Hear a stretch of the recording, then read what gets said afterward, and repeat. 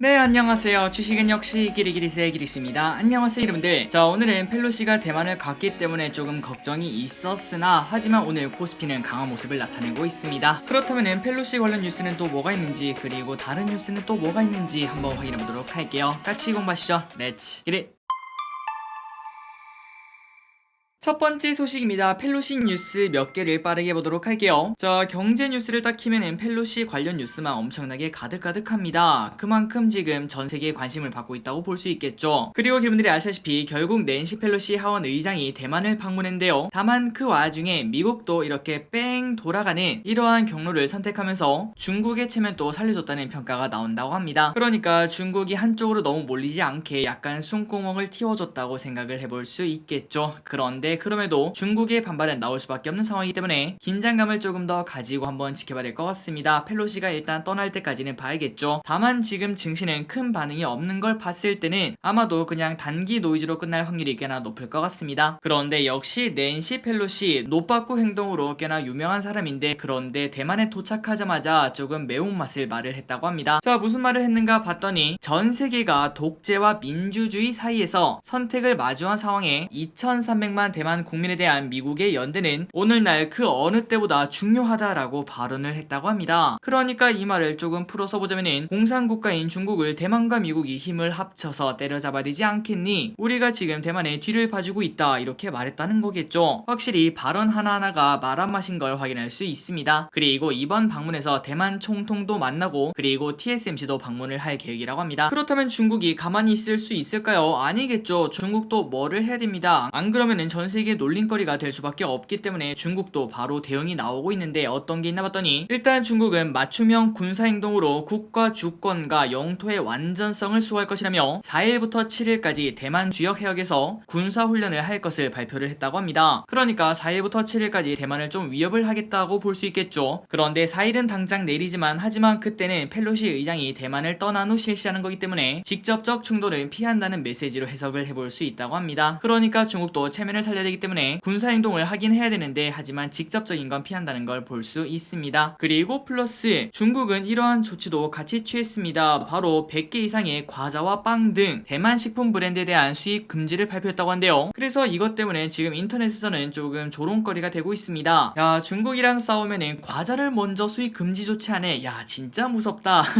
이렇게 말하는 걸 확인할 수 있는데요. 그리고 이어서 이것뿐만 아니라 1일부터 웨이보도 차단이 되었다고 하며, 또한 오늘 속보가 나왔습니다. 중국이 대만산 감귤 그리고 어류 등의 수입을 중단한다고 블룸버그 통신이 얘기를 했다고 합니다. 그래서 오늘 이러한 뉴스들 때문에 크라운, 혜택 이러한 관련주가 엄청나게 올라오고 상한가까지 가는 걸 확인할 수 있죠. 사실 우리가 지금 딱 봤을 때 중국에서 대만 과자를 수입을 안 한다고 해서 우리나라 과자를 먹을 확률이 그렇게 높지는 않은 것 같지만 어쨌든 주식은 이렇게 반응을 하고 있다고 합니다. 그리고 플러스 방금 전에 말씀드렸다시피 대만산 어류 등의 수입도 중단한다고 하니까 수산 관련주도 오르는 걸 확인할 수 있죠. 이것 또한 뭔가 좀 이상하지만 어쨌든 주식시장이 항상 이성적인 건 아니라는 것도 확인할 수 있었습니다. 그리고 아마도 이거 말고도 또 다른 이야기가 나올 수도 있습니다. 지속적으로 한번 체크를 해보도록 하겠습니다. 그래서 여기까지 낸시 펠로시에 대한 이야기를 한번 정리를 해봤고, 그리고 만약에 혹시나 전쟁이 난다고 생각을 해보도록 하겠습니다. 그렇다면 과연 어떤 일이 날까요? 일단 일본 니케이 신문은 만약 전쟁이 나면은 러시아 우크라이나 전쟁과는 비교를 할 수 없을 만큼 엄청나게 큰 타격이 나타날 것이라고 말했다고 합니다. 일단 그 대표적인 이유 중 하나는 바로 중국이랑 러시아의 규모가 10배 정도 차이가 난다고 하네요. 어쨌든 이런 것들 때문에 만약에 중국이 전쟁에 나선다면은 엄청나게 큰 타격이 나타날 걸 생각을 해볼 수 있고, 그리고 특히 식량 문제가 또다시 엄청나게 커질 것으로 예상을 한다고 합니다. 그리고 플러스 전쟁이 나면은 무역 중단 조치가 나올 것이며, 방금 전에 봤다시피 중국이 대만에 어떤 거를 이제 수입 금지한다, 이러한 무역 중단 조치가 나올 것이며, 그러면 결국은 중국도 서방도 전부 다 GDP가 큰 부분이 날아갈 것으로 예상을 해볼 수 있다고 합니다. 그리고 전 세계 주식도 전쟁 규모가 어느 정도 커지냐 거기에 따라서 적게는 10% 많게는 몇십 프로까지 날아갈 수도 있겠죠. 어쨌든 이거는 최악의 상황이니까 그렇게 크게 걱정 걱정할 필요는 아직까지는 없다고 생각합니다. 다음입니다. 오늘 카카오 친구들의 실적이 많이 발표가 되었는데 그 중에 카카오뱅크를 보도록 할게요. 일단 왼쪽에 카뱅 차트를 보니까 좀 어질어질하긴 합니다. 야, 계속 떨어지고 있는 걸 확인할 수 있는데 어쨌든 이렇게 하락한 이유는 바로 예전에 고평가 논란이 있었기 때문이죠. 그리고 아직까지도 충분히 있을 수 있을 것 같은데 과연 실적은 어떻게 나오는지 보도록 하겠습니다. 카뱅의 상반기 순이익은 1238억 원을 기록하며 최대 실적을 달성했다고 발표를 했습니다. 그리고 이는 전년비 6.8% 증가했다고 하는데요. 그리고 카뱅의 고객 수는 1917만 명으로 반년 동안 118만 명이 또 증가를 했다고 합니다. 지속적으로 고객 수가 증가한다는 것은 당연히 긍정적으로 해석을 해볼 수 있고, 그리고 연령층도 10대가 8% 그리고 50대 이상은 18%로 다양해지고 있는 게 또 장점이라고 생각을 해볼 수 있다고 합니다. 얼마 전에 카뱅이 들어가니까 부모님 카카오뱅크 계좌를 만들면은 뭔가를 주는 그런 이벤트를 하고 있는 걸 확인할 수 있었는데 그런 이벤트가 효과적이었다고 생각을 해볼 수 있겠네요. 그리고 저기를 또 카뱅을 정말 잘 쓰고 있습니다. 그나저나 이거를 내가 쓰는 이유가 뭔가 한번 생각을 해봤더니 딱 하나밖에 없더라고요. 진짜 편하다는 거. 다른 은행 같은 경우에는 조금 뭔가 말이 많고 그 다음에 누를 곳도 많기 때문에 복잡하다는 걸 느끼는데, 하지만 카뱅은 정말 깔끔하게 사용을 할 수 있기 때문에 이 장점이 가장 크지 않나라고 생각을 해볼 수 있습니다. 어쨌든 카뱅의 실적이 지속적으로 증가를 하고 있다는 거, 이 부분을 확인할 수 있습니다. 다음입니다. 카카오게임즈가 대박을 터뜨렸습니다. 카카오게임즈 실적이 나왔는데 영업이익이 무려 900%나 급증한 실적이 나왔다고 합니다. 그 결과 15%나 급등하는 걸 이렇게 확인할 수 있고요. 그런데 중요한 거는 지금 실적이 아니라고 합니다. 3분기가 더 클 것으로 예상이 된다고 한데요. 그 이유가 뭘까라고 딱 봤더니 바로 우마무스메 이 게임의 효과가 7월부터 제대로 시작이 되었기 때문에 2분기보다 3분기의 실적 기대감이 훨씬 더 크다고 합니다. 그리고 내년 2분기까지 신작 출시 기대감도 현재 존재를 하고 있기 때문에 기대분들이 아시다시피 게임주는 신작 게임 기대감으로 먹고 사는 주식이죠. 그때까지 좋은 흐름을 나타낼지 한번 관심있게 봐야 될 것 같습니다. 다음입니다. 햄버거 가격이 너무해. 맘스터치 가격이 6개월 만에 또 오른다는 소식을 얼마 전에 봤습니다. 그리고 버거킹도 가격이 올랐죠. 그러다 보니까 햄버거도 비싼 세트는 이제 1만원이 넘어가는, 야, 이거 만원 주고 햄버거를 먹어야 되나 이런 생각이 들 만큼 가격이 많이 오른 걸 확인할 수 있는데, 그렇다면 우리가 여기서 쉽게 생각을 해볼 수 있습니다. 아, 이거 햄버거 가격이 올랐으니까 판매량이 줄었겠네. 하지만 결과를 까봤더니 그게 아니라고 합니다. 오히려 더 늘었다고 해요. 그 이유가 뭔가 봤더니 다른 음식도 전부 다 가격이 올랐기 때문에 여전히 햄버거 가격이 가장 저렴한 식품 중 하나라고 합니다. 그래서 지금처럼 짠테크가 유행하는 먹고 살기 힘든 시기에는 사람들이 햄버거 가게를 조금 더 많이 찾는 걸 확인할 수 있다고 하고, 그리고 실제로도 맘스터치는 전년비 20% 증가, 그리고 롯데리아도 전 분기 대비 10% 정도 매출이 증가를 했다고 합니다. 다음입니다. 오늘 큰 뉴스 중 하나죠. 하이닉스 삼성전자 넘었다. 자, 이게 무슨 소린가 봤더니 바로 하이닉스가 기술력으로 일을 냈다고 하는데요. 그렇다면 어떤 기술력을 뽐냈나 봤더니 현존 최고층 238단 낸드 플래시를 개발 성공을 했다고 합니다. 그렇다면 그 전에 최고층은 어디였나 봤더니 바로 마이크론의 232단이라고 한데요. 그런데 이거를 뛰어넘는 기술이고, 그리고 중국의 YMTC도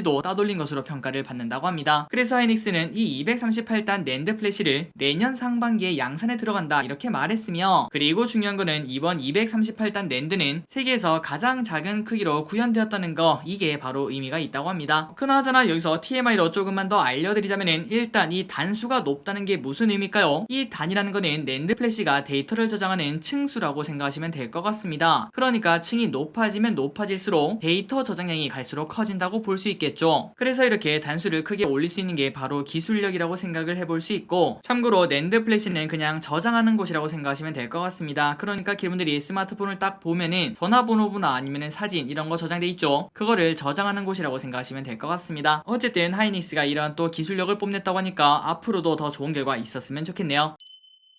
그런데 다음으로는 반도체 관련 안 좋은 소식을 보도록 하겠습니다. 미국이 중국을 견제하는데, 그런데 이게 좀 이상하다고 하는데요. 분명 미국이 중국을 견제를 하는데 그 와중에 한국이 피해를 본다고 합니다. 자, 이게 무슨 소린가 봤더니 바로 미국이 중국에게 반도체 장비 수출 제한을 검토한다, 이 소식 때문에 그렇다고 하는데, 여기서 중요한 건 바로 중국에서 삼성전자와 하이닉스가 낸드 플래시를 이미 생산을 하고 있다는 거겠죠. 그렇기 때문에 중국의 공장을 위치하고 있는 삼성전자와 하이닉스가 그 피해를 볼 수밖에 없다 이러한 시각이 나온다고 합니다. 물론 아직까지는 정확하게 정해진 바는 없다고 합니다. 그렇기 때문에 큰 걱정을 아직까지는 하지 않으셔도 될 것 같은데, 하지만 개인적으로 주식 투자를 하다 보면은 야 이거는 근데 좀 기우 같다, 이런 일은 안 생길 것 같아, 이렇게 말하는 것들은 정말 귀신같이 항상 일어나는 걸 확인할 수 있고, 그 반대로 야 이거는 일어날 수밖에 없다, 이거는 진짜 호재야, 이렇게 생각하는 것들은 또한 이것도 마찬가지로 귀신같이 그런 일이 일어나지 않는 걸 확인할 수 있습니다. 어쨌든 이러한 악재도 있을 수 있다는 거, 이런 부분을 생각을 해보시면 좋을 것 같습니다. 다음입니다. 강세론자 톰리 하반기에는 빅테크라는 이야기를 했던 건데 한번 보도록 하겠습니다. 톰리는 올해 초부터 금리 인상 때문에 부진한 흐름을 보인 증시가 최근 저점을 쳤다며 하반기에는 빅테크 기업을 중심으로 반등에 성공할 것으로 전망을 한다고 합니다. 그런데 우리가 알기로는 지금같이 불안한 장에서는 빅테크보다는 그냥 가치주가 조금 더 낫지 않나요? 라는 이야기가 많은 걸 확인할 수 있는데요. 하지만 이 와중에 굳이 빅테크가 올라간다고 예측한 이유는 인플레의 주요 원인인 공급망 그리고 노동 생산성을 가장 효율적으로 해결하는 기업이 바로 빅테크라고 합니다. 과거 2000년 닷컴 버블 때도 기술주가 가치주보다 더 많이 올라가는 그러한 흐름도 나타난 적이 있었기 때문에 이번에도 비슷한 흐름이 나타나지 않을까라고 예측을 한다고 합니다.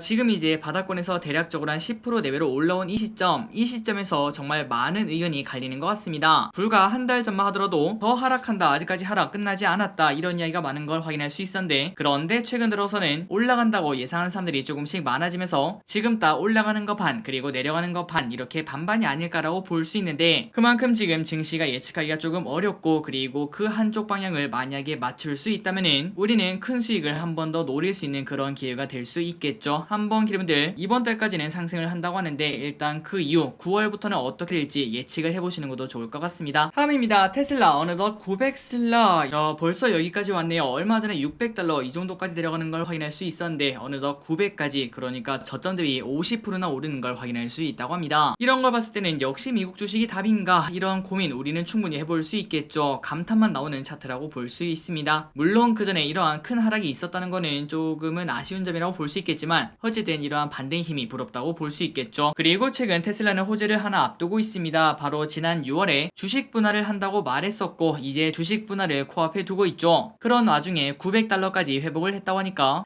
야 이러다가 또다시 $1000 이야기 나오는 거 아니냐, 1000슬라 나오는 거 아니냐, 이런 기대감도 가질 수 있을 것 같습니다. 우리나라도 빠르게 반등해서 일단 2600까지는 올려놓고 그때 더 올라갈지 말지 이런 고민을 했으면 좋겠네요. 다음입니다. 엔터주는 순항 중, 하반기 대형 아티스트의 컴백을 앞두고 엔터주가 강세를 나타내고 있다는 소식입니다. 대형 아티스트가 누군가 봤더니 전부 다 걸그룹이네요. 블랙핑크, 트와이스, 에스파, 뉴진스, 이러한 아티스트가 컴백을 이미 했고, 그리고 컴백을 또 앞두고 있다고 합니다. 새로 나올 노래가 또 기대가 됩니다. 다음입니다. 재밌는 소식입니다. 거리두기가 풀리긴 했는데, 우리가 보통 생각을 했을 때는 거리두기가 이제 풀리고 나면은 호프집, 노래방, 주점, PC방, 여기에 관련된 자영업은 이제 좀 숨통이 트였겠구나, 이런 생각을 해볼 수 있는데요. 하지만 그 와중에 점포수는 오히려 전부 다 줄었다고 합니다. 그만큼 이때까지 버티다 못해 나가는 사람들이 많고, 그리고 그 와중에 새로 들어온 사람도 분명 있어야 되는데, 하지만 야 요즘 같은 시기에 무슨 노래방이냐, 무슨 PC방이냐, 이런 얘기를 하면서 새로 창업하는 사람이 많이 줄었다는 거겠죠. 뭔가 의외의 결과라고 생각을 해볼 수 있고, 그리고 그 와중에 그냥 전체적으로 자영업이 안 좋은 거 아니냐 라고 볼 수 있겠지만, 헬스클럽이나 실내 스크린 골프장, 이러한 운동에 관련된 점포는 오히려 늘어나는 모습을 확인할 수 있다고 합니다. 그러니까 단순 유흥은 조금 하락세를 타고 있는 그 반면, 운동에 관련된 거는 확실히 인기를 끌고 있다는 걸 우리가 이렇게 확인할 수 있다는 거겠죠. 코로나가 이러한 흐름을 만들지 않았나라고 볼 수 있고, 그리고 플러스 저출산도 그 이유 중 하나라고 볼 수 있다고 합니다. 그 이유가 뭔가 봤더니 바로 PC방, 노래방은 청소년에서 20대가 많이 가는데 그 인구가 지속적으로 감소를 하고 있으니까 그 영향을 지금 받고 있다고도 해석을 해볼 수 있다고 합니다. 그러니 우리가 만약에 나중에 자영업을 만든다면은 젊은 사람을 대상으로 하는 그러한 가게도 괜찮겠지만, 하지만 그냥 전체적으로 봤을 때는 갈수록 노령화가 심각해질 테니까 노령화를 대비한 그러한 자영업은 충분히 가능성이 있다고 생각을 해볼 수 있겠네요.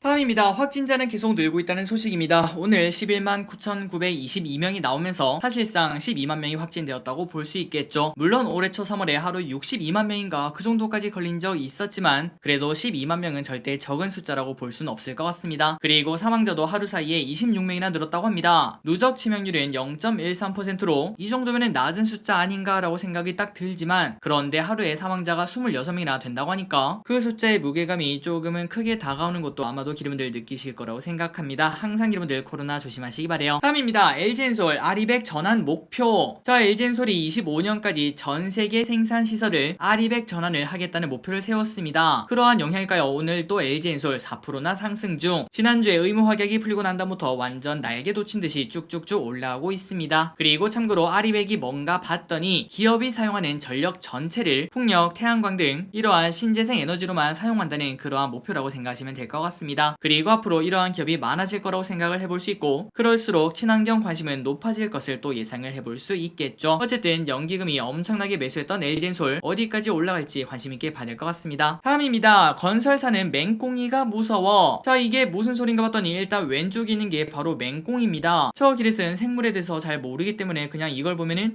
개구리인가 두꺼비인가 하고 넘어갈 것 같은데 이게 맹꽁이라고 하네요. 그런데 이 맹꽁이를 건설사가 엄청나게 무서워한다고 하는데 그 이유가 뭔가 봤더니 바로 이 맹꽁이가 멸종 위기 중이라고 합니다. 그래서 열심히 땅을 파면서 공사를 하고 있는데 만약에 맹꽁이가 안녕 하고 나타나면은 그 순간 그 공사는 올스톱을 해야 되며 이 친구들을 다른 곳으로 보내주는 이주 작전을 시행을 해야 된다고 합니다. 그러니까 건설사 입장에서는 하루빨리 만드는 게 가장 이득이라고 볼 수 있는데 이 친구 때문에 올스톱을 해야 된다는 거는 매우 큰 타격이라고 볼 수 있겠죠. 그리고 이러한 일이 실제로도 많이 일어난다고 합니다. 작년 6월에는 광명에서 맹꽁이가 나와서 1억 3천만 원이나 들여서 이 친구들을 다른 곳에다 이주를 시켜줬다고 합니다. 그리고 20년에는 청라 로월랜드 근처에서도 맹꽁이가 발견된 바 있어서 인천시가 직접 맹꽁이 대이주 작전을 펼쳤다고 합니다. 그리고 건설사는 이러한 맹꽁이 말고 다른 것도 무섭겠죠. 예를 들면 유적지 같은 거, 유적지가 나와도 공사를 올스톱을 해야 된다고 하니까 건설사 입장에서는 공사를 하기 전에 이런 것 좀 제발 튀어나오지 않게 기도를 드리고 시작을 할 것 같습니다. 다음입니다. 오늘 비상선언이라는 영화가 개봉을 합니다. 배우가 엄청나죠? 대표적인 배우라고 볼 수 있습니다. 송강호 그리고 이병헌 등등등 이렇게 엄청난 배우들이 나오는 걸 확인할 수 있는데, 어쨌든 이 영화가 오늘 개봉을 했다고 하며 이 친구의 흐름에 따라서 한산이 1000만까지 갈지 안 갈지 영향을 미칠 거라고 볼 수 있습니다. 그리고 얼마 전에 개봉한 한산은 지금 300만 명 정도가 봤다고 하며 조금은 저조한 결과를 현재 나타내고 있다고 합니다. 그리고 오늘 개봉한 비상선언의 지금 평가는 조금은 호불호가 갈린다고 하는데요. 초반에는 진짜 좋다라는 평가가 나오지만 후반에는 뻔한 심파라는 평가가 동시에 나온다고 합니다. 저 기리스 오늘 딱 보려고 했는데 예매가 꽉 차 있어서 내일 보고 오도록 하겠습니다. 그리고 후기도 알려드리도록 할게요. 오늘의 기업 두 가지를 보고 마무리해보도록 하겠습니다. 첫 번째, 카카오페이. 한국투자증권이 카카오페이에 대해서 목표 주가 9.5만원을 제시를 했다고 합니다. 일단 카카오페이 왼쪽의 차트를 보니까 좀 많이 답답한 흐름을 현재 나타내고 있죠. 그런데 이 와중에 한국투자증권은 카카오페이에 대해서 목표가 9.5 이 정도 라인까지 제시한 걸 확인할 수 있고, 그 이유가 뭔가 봤더니 경기 침체의 우려가 있어도 결제 거래액이 고성장하고 있으며, 그리고 오프라인에서도 이제 카카오페이로 결제하는 사람들이 많아지고 있다는 점도 긍정적이라고 합니다. 그리고 카카오페이의 실적을 보니까 올해까지는 일단 흑자 전환에 실패할 수 있다 이런 이야기도 나오는 것 같습니다. 하지만 내년에는 확실히 턴어라운드에 성공하는 걸 확인할 수 있고 지속적으로 큰 폭의 성장을 이렇게 예측하는 걸 우리가 볼 수 있죠. 그렇기 때문에 우리가 야 이거는 진짜 성장주다 라고 생각을 해볼 수 있겠지만, 하지만 지금처럼 불안한 장세와 그 다음에 경기 침체가 올지도 안 올지도 모르는 이러한 불확실성이 가득한 장, 그러니까 한 치 앞도 모르는 내년에 어떤 일이 생길지 전혀 예측이 불가능한 이러한 장세에서 너무 미래지향적인 이러한 카카오페이 같은 기업은 우리가 매수하기는 조금 어렵다고 생각을 해볼 수 있습니다. 실제로 이 실적이 찍힐지 안 찍힐지도 우리가 알 수가 없기 때문이죠. 일단은 조금 더 시간이 필요하지 않나 라고 생각을 해볼 수 있습니다. 마지막입니다. 한국타이어앤테크놀로지 오늘 무려 8%나 급등하고 있는 한타. 그 이유는 바로 서프라이즈를 달성했다고 한데요. 2분기에 걱정이 많았는데 다행이라고 합니다. 그리고 하나증권은 목표가를 5만원으로 상향 조정했습니다. 그리고 지금 퍼는 7배 수준으로 부담이 없다고 하며 실적은 이미 바닥을 통과한 것으로 본다고 합니다. 그러니까 지금까지 주가가 많이 빠지는 흐름을 나타냈지만, 그런데 이제는 실적이 바닥을 쳤고 이제부터는 회복을 할 거기 때문에 주가 또한 회복을 하지 않겠나, 지금이 바로 매수 타이밍이 아닌가 이러한 생각을 해볼 수 있다고 합니다. 그리고 한타의 실적을 보도록 하겠습니다. 지속적으로 성장을 하는 걸 확인할 수 있죠. 연평균 5에서 10% 정도의 성장하는 걸 볼 수 있는데, 그 와중에 올해 퍼는 9, 내년에는 7.4, 내후년은 6.3으로 이 정도면 충분히 매력이 있다라고 생각을 해볼 수 있습니다. 그리고 그 와중에 배당도 2% 준다는 거는 충분히 큰 장점이라고 볼 수 있겠죠. 한번 여러분들 한타 공부해보시기 바랍니다. 자, 오늘의 공부 여기까지 끝났습니다. 항상 이렇게 같이 공부해서 진심으로 감사합니다. 지금까지 기리셨습니다. 빠이요.